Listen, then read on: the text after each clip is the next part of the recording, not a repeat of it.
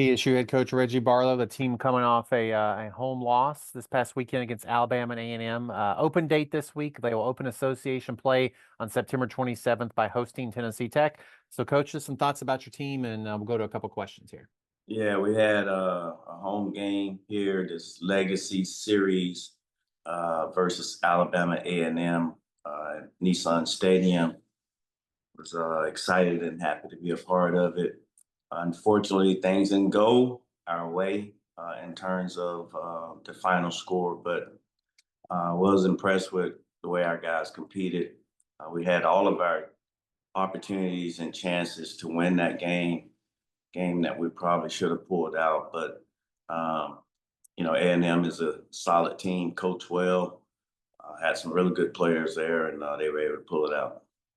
And this week, it's excuse me, it's the whole thing of, it's a bye week. Obviously, get a chance to get some guys back healthy, get a chance to get some coaches out to recruit, and obviously get a chance to, do some practicing and work on some things, fundamental stuff as we go. So looking forward to getting some work in this week, on the bye week. Thanks, Coach. We'll go to some questions. Reno, I see you. I'll let you just ask the question you put in the chat. So, Reno, you go ahead, and then Brandon, you'll be next. Thank you, thank you. Pleasure always, Coach Barlow. Glad to be on this conference call with you. First question I have for you is, Kendrick Grimes gave us over 170 yards of total offense, and also with Zach Simmons Brown, added some big plays on the ground. How do you see that 1-2 punch shaping up offensively for the identity of the offense moving forward? Yeah, we're happy to have Kendrick Grimes here. He's a really good player. We've had a good bit of scouts come through here throughout as recent as yesterday, inquiring about Kendrick. We know what he brings to the table. Simmons, a guy from Alabama, Phoenix City High School. Those guys win a lot of championships there. And man, what he's been able to bring has been really, I don't want to say a surprise, but he's been able to be a solid guy for us, running the ball. He can protect, he catches the ball out of the backfield. So establishing those two guys is kind of like our 1-2 punch right now. Obviously, we want to be able to run the ball. We will run the ball. And it's good to have two guys you can count on to be able to run it. And we'll go to Brandon King. Go ahead, Brandon. All right. Good morning, Coach. How you doing?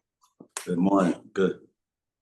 Wanted to kind of circle back a little bit to last week. Obviously, like I said, you did get the result that you wanted, but wanted to kind of talk about when you look at that second quarter offensively and what you all were able to do, 21 plays, 182 yards, 21 points.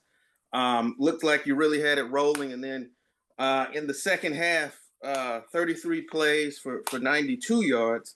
And kind of wanted to ask, when you look at what you're able to accomplish in that second quarter, what are some things that you can look at as you move forward that you can kind of build on from an offensive standpoint? Yeah, Brandon, one of the things is, with going in the half with the lead, obviously you're happy with that. And what we have to learn as a team, and I have to do a better job of making sure our guys understand this. Okay, you go in the half with the lead, you're obviously feeling good about yourself. You get the ball back at the beginning of the half. That is a great opportunity to put it in the hole, score some points, have great field position. And we didn't do that. It's one of the things that we have to continue to get better at. That was a perfect example for us to grow and be a mature team and take advantage of getting the ball back in the the second half, and being able to go down and get points. Worst case scenario, field goal, flip the field or whatever. So that's one of the things that, we just have to do a better job of. I have to do a better job of getting our team prepared, of coming out in the second half and being ready to rock and roll. Okay. And then wanted to kind of ask you about your quarterback room. We continue to see more than one guy, or have you settled on the guy, so to speak? Yeah, this past weekend it was just Byron. It was Byron McNair. I mean, he What was. am I thinking? I'm sorry. I'm thinking of last week. I'm sorry. Yeah. It's been a crazy week. I'm not. You're right. I'm totally spaced out. Never No. mind. Hey, you know what? We all get spaced out sometimes, right? So it's all good. Look, I'm running on about 3 hours of sleep, so I'm getting my days and my times mixed up. So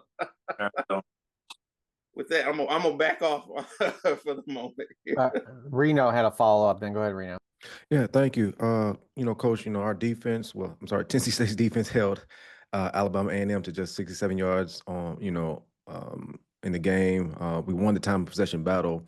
What stood out to you about your defense's front performance? And then where do you see continued improvement as we think about our secondary as well, too, with obviously these past couple games, both passing teams have, put up a lot of yardage on us.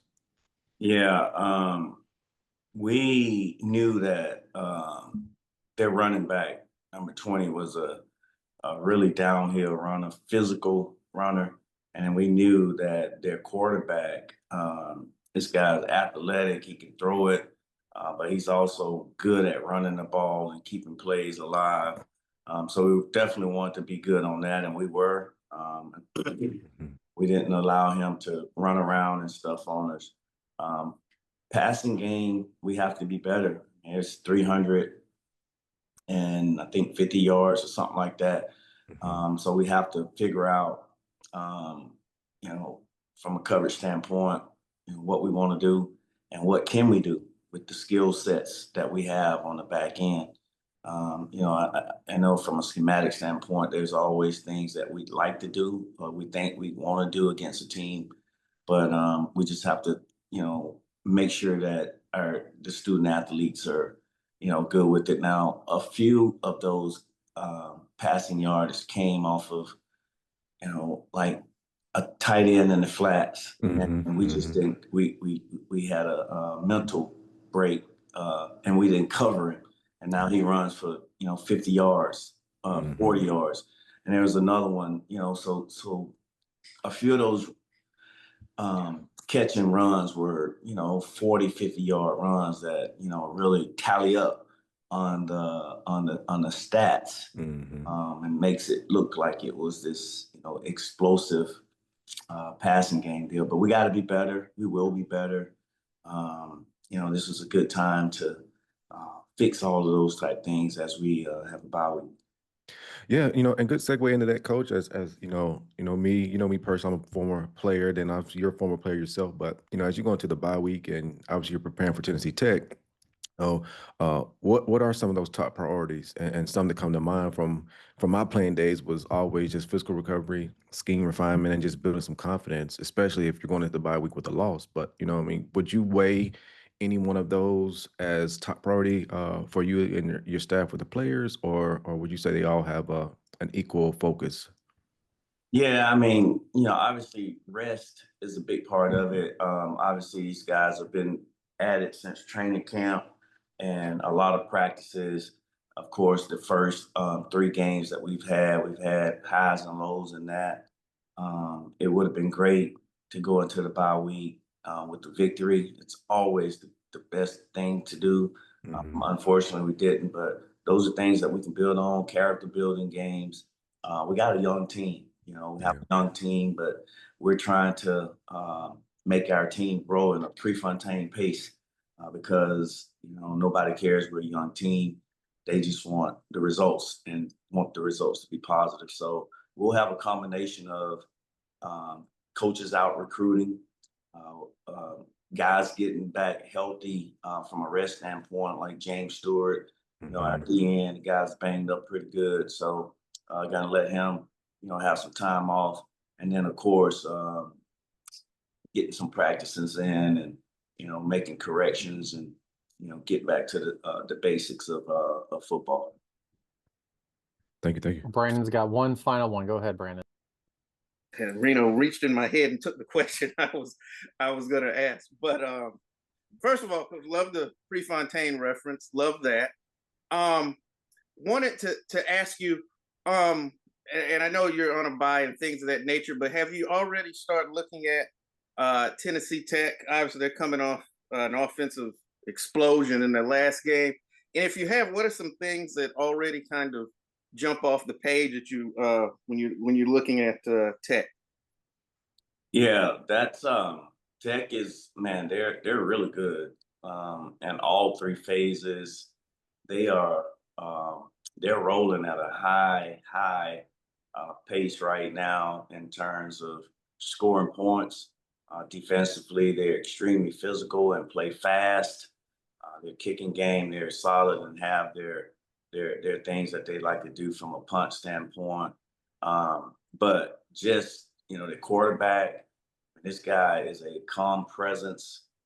He can make all the throws. He throw it overhand. He can whip it from the side. I mean, he's really good. That team is really good, and definitely, get a chance or looking forward to getting a chance to compete against them. But they are a really good team, and they got 74, 72 points. They've scored 40 points. I mean, they've scored a lot of points in this early season. So, big task. Got a lot of work to get at to, kind of be ready for these guys. But they're a really good team. All right. Thanks, Coach, and hopefully get some folks healthy during the bye week and as we move forward throughout the season. Yes, sir. Thank you. Coach, appreciate the time. Best of luck to your team during this open day, and we'll talk to you again next week. Yes. Thank y'all. Tennessee Tech head coach Bobby Wilder, a team coming off a 72-14 victory over Davidson, 3-0 for the first time and since 1977, first time in my lifetime, ranked the highest since 1994, entering their open date. So, Coach, just a lot of good things from Saturday, just some general thoughts, and then we'll go to some questions. Very pleased with the performance, the effort, Kyle. The big thing we continue to try to establish with everybody in our program is effort. Just play with relentless effort in everything we're doing, whether it's special teams, defense, offense, whatever is required.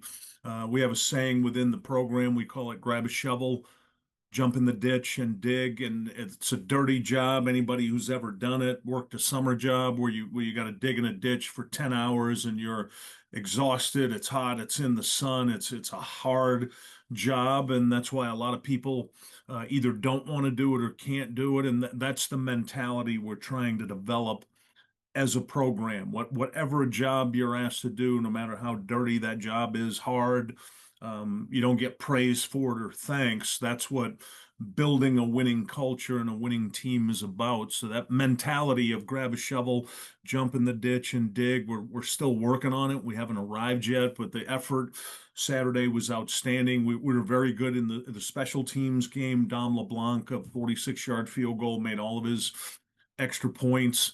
The return game, again, was really strong defensively, defended the run really well, gave up a couple passing touchdowns late in the first half, and we need to work on the red zone, some areas to get better. Thought we tackled well, thought we pursued well to the ball, and then offensively, tremendous balance again. Keiko Vesperis, who was named the OVC Offensive Player of the Week, responsible for 5 touchdowns. I love the way right now, Kyle, we're distributing the football to multiple players, whether it's in the run game or the pass game. The offensive line, again, set the standard, and I equate it to if you're playing a good baseball team and they've got a hitter and you pitch around them. Right now, it's hard to pitch around us offensively because we share the ball so much. Everybody in the offense is involved. Overall, very pleased with this 72-14 win over Davidson. Thanks, Coach. We'll go to some questions. As I mentioned, we got Reno Thompson with us. Reno, go ahead and ask Coach some questions. Yeah, thanks, Kyle, and welcome, Coach Wilder. Reno Thompson here of the Uproar Radio Show. I'll preface myself by saying I am a former football player at Tennessee State from 2004 to 2008. So don't kill me too much here, man. No, not at all. Welcome, welcome. Good to have you. Definitely, good deal. I mean, as Kyle mentioned, first 3-0 start since 1977. But kind of follow up towards that. I mean, what's been the most encouraging thing you've seen from your group of guys, for these first 3 weeks as you're headed into your bye week? Reno, a good question. It would definitely be how hard we play each snap, and we haven't arrived at what we want to accomplish each snap, but respecting the game, respecting the fact that, for example, Saturday versus Davidson, there's 183 plays Mhm. in that game with special teams, defense, offense, and we're trying to be a football team that plays every single snap as hard as we can possibly play with great effort. It's not always going to be great execution. We want it to be great execution, but our mindset is even if you don't do your job exactly how you're supposed to do it with great effort, and we're learning how to play with great effort as a football team. Definitely, definitely. For me, the other thing that I thought about was, I mean, maintaining the guy's focus, right, coach? And some might try to, criticize you all for what they might feel might be a easy first start. But what I tell folks is, again, regardless, you still have a job to do. So just talk about, you being able to keep those guys focused on the task at hand and not allowing, what could be some trap games to allow bad techniques and things to creep in. So just talk to us about, just keeping the outside noise from creeping in. The philosophy of the football program at Tennessee Tech is to focus on the process of winning, and that's three steps. That's planning, preparation, and execution. So, regardless of the opponent, we respect all, we fear none. We are more focused on Tennessee Tech and what we need to do to have success, and that mindset of our plan, our preparation. We've got a veteran team. We have 40 1-year players on this team, 40 seniors on this team that have a singular focus of competing for and winning the OVC championship, and being dialed in and really locked into that mentality right now. So we stay focused on the process of winning and what do we need to do each day to get Tennessee Tech to play better football? How do we think faster? How do Yeah. we play faster? How do we process information from the game plan to the field? How do we take it from the classroom and where we're learning to on the football field? So the focus, regardless of opponent, has been on Tennessee Tech and that process of winning. Definitely, definitely. And coach, another follow up to that towards, is with this bye week coming up, and as I told you, I'm a former player myself, and one of the things I can remember coaches always talking to my teams about were just the things of heading into bye week of just getting guys as healthy as you can coming out of that break, right, and then just staying on top of the execution, and as you sharpen up your depth as well too. But is there anything in particular that's a focus for you and your guys currently from what you see, or would you just say that all of those things are just equally as important right now? Yeah, that's a good question, Reno. It's been, we went into this bye week, and we have what we call IPD, which is individual player development. So we Mhm. looked at the areas for all 118 on the team, and each coach put together a presentation on each player and what they need to improve on. So we start with the individual because that makes the unit stronger, the team stronger. And then we looked at, as a team, what are the areas that we need to improve on from the first three games. Mhm. Let's emphasize what we were good at and how we can make that even better, and then let's emphasize where we weren't as strong in particular Yeah. areas. And that's been the focus of practice this week. We're also going back to that mentality of winter workouts and summer training, taking the opportunity here in the bye week to get bigger, faster, stronger, what we need to do at every position, each player, what they need to work on. So again, the big focus this week, much like the process of winning, is really focusing on Tennessee Tech and what strengths can we improve, and then what areas do we need to get better as a football team and each individual player. Good deal, good deal. And towards that, I can remember a time again, I'm gonna step back into my player days real quick, but I just remember a time as a player where, you're coming out of a break in. I played with some pretty good, guys who went and played the next level in NFL or whatever. But there are games where you get away with some stuff because you were just that much better than them. So I mean, are there any position groups that come to mind where you're just like, hey, we got away with some stuff, but we got to tighten this up, while we got this bye week. No, it's overall. There's no particular position group. It's overall as a team. Mhm. In the areas that we need to get better. The focal point out of the first three games, as we review and look at them, was the the Chattanooga game when we played them. They were receiving votes in the top 25, and then we beat them 45-17 this past week. They beat Stetson 63-0, which confirms they're a good football team. They have good football players. They have really good scheme at Chattanooga. So you look at your opponent, and then you look at what your opponent does against other football teams, and that gives us a really strong sense of that was a good football team. We beat 45-17 based on what they did, and then look at what are the areas we need to improve, and that's the focal point. Definitely, definitely. Final question for me, just now, as we're, I believe most of the conference is now heading to pretty much conference play going forward from this point on. What message do you have for your team about now just focusing in on just raising their level as you head into conference play? Yeah, having the bye right now, it's certainly a good time to have it. I wish we had one more a little later in the season, but it's Oh yeah. nice when you come out of 4 weeks of training camp and then 3 games. So for the fan base, it looks like we've only played 3 games. As a player and a coach, you've been at it for 7 weeks, so it's a good time to get a break, just kind of separate from each other at this point. And now we can turn our attention to the OVC. The remaining games, other than a late game at Kentucky, are OVC games. 8 of the next 9 are league games, and the goal of this program is to compete for and win the OVC championship and the automatic bid into the NCAA tournament. So the players are very much aware right now who's next on the schedule and what we have in front of us moving forward here the next few months. Good deal. Good. Well, again, Coach, thank you I don't have any more questions for you, but just, again, thank you on behalf of Uproar Radio, Coach.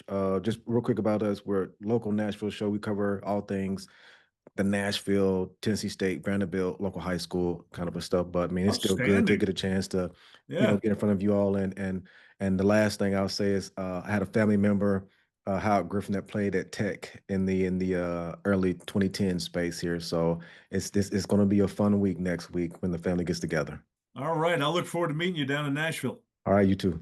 Coach, I'm glad you got questions from somebody besides just me today. So thank you for your time. Best of luck in the open date. We'll talk to you again this time next week. Thank you, Kyle.